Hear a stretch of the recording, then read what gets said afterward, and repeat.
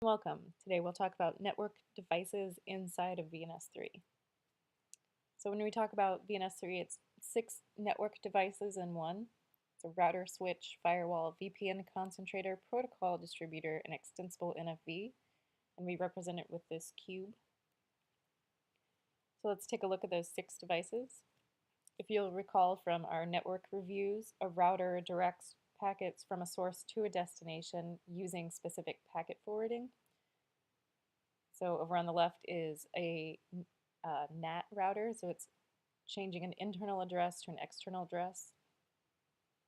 A switch is the dumb router, like we talked about. It just forwards and receives, processes, and forwards on to the next hop. A firewall filters certain communications based on network policy. It's that barrier between a trusted and untrusted network. And now we'll talk about 2 new devices. A VPN concentrator adds VPN management capabilities to a standard router. So normally when you talk about VPN concentrators, they have an advanced data and network security capabilities, and they have the ability to create and manage VPN tunnels. Traditional VPN concentrators are either SSL or IPsec VPN capable.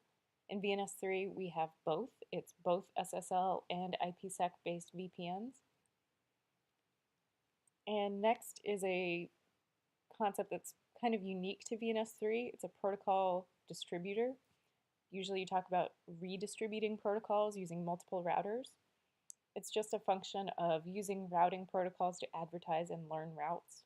Normally you need multiple routers to allow multiple protocols in a single network, but with a protocol distributor, you can have just one software device do all of that work. And customers and users care about this because it enables dynamic protocols like BGP, multicast, and GRE. And finally is extensible NFV.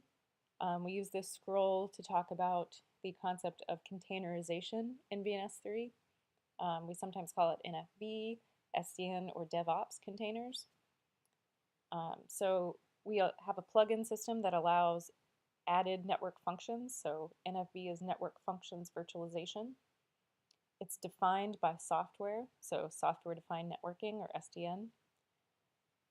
We use a Docker-based container plugin system. So Docker is a great efficiency tool, very DevOpsy.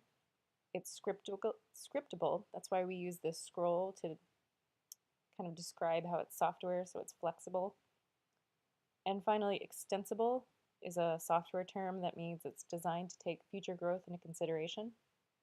So not only is VNS3 a single network and security device, it's also built for growth.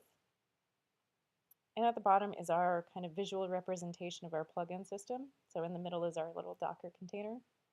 And you can add in features and functions such as WAF, or Web Application Firewalls, content caching, NIDS, or network intrusion detection, proxy or reverse proxy, load balancing, etc. These are all layer 4 through 7 network functions. So how does VNS3 compare to other devices?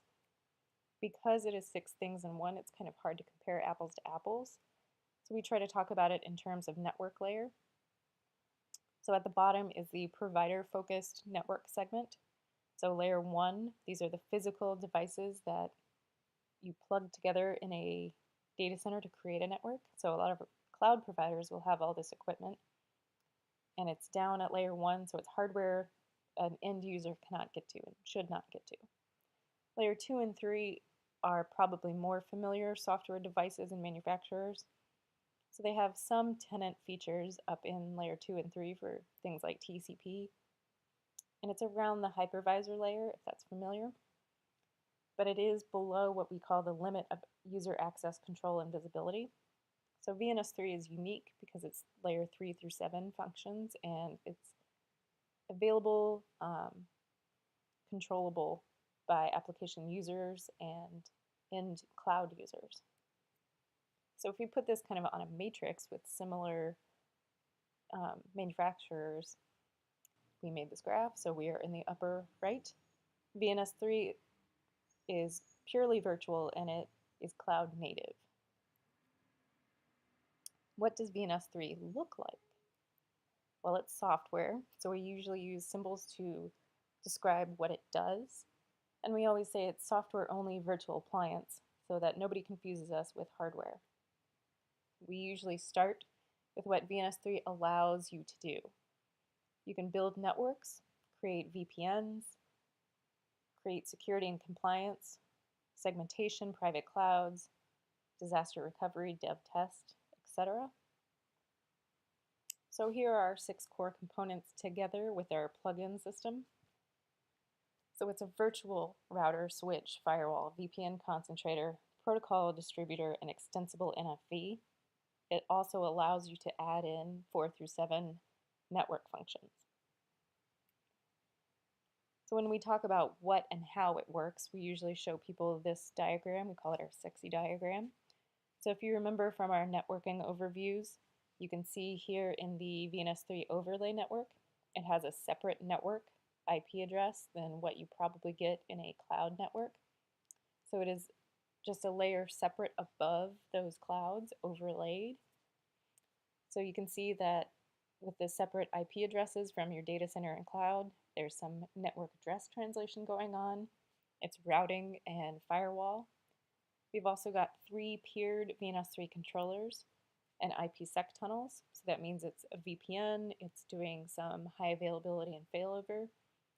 So this, really shows the breadth and depth of what VNS3 does. Let's take a look at where you might see those devices in VNS3. When we talk about routing in VNS3, it does the basic directing of traffic, but it also allows for multiple IPsec VPN connections. Tunnel management, you can do route advertisement, interface routing. You can use VNS3 to act as a gateway IP, and you can also use VNS3 to allow GRE tunnel routes over IPsec. And on the left is the status page of a VNS3 controller. This is our UI. We also have command line controls. So on the left is the status page once it's been peered with another VNS3 controller, and it also has an IPsec tunnel set up. Next, when we talk about VPN features and functions, it has SSL TLS connections to any other IPsec device or a virtual device. It allows IPsec tunnel management. With VNS3, you can create and connect IPsec endpoints. You can do things like peer VNS3 controllers, do site-to-site connectivity, or even transitive routing in cloud. And on the left is just an example page of how you would set up an IPsec tunnel. It's pretty basic. You just put in your addresses and say create.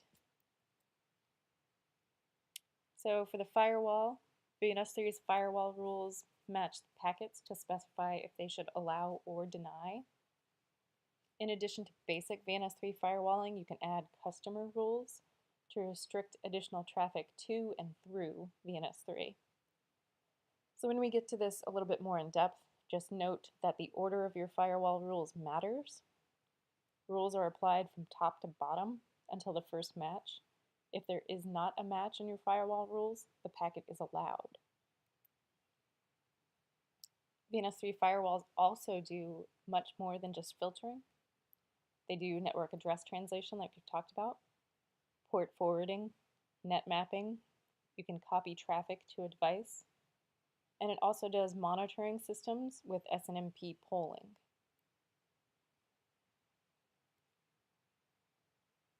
VNS3 creates a firewall table for any additional rules you put in. So over on the left, there is input cust and a IP address, JAccept.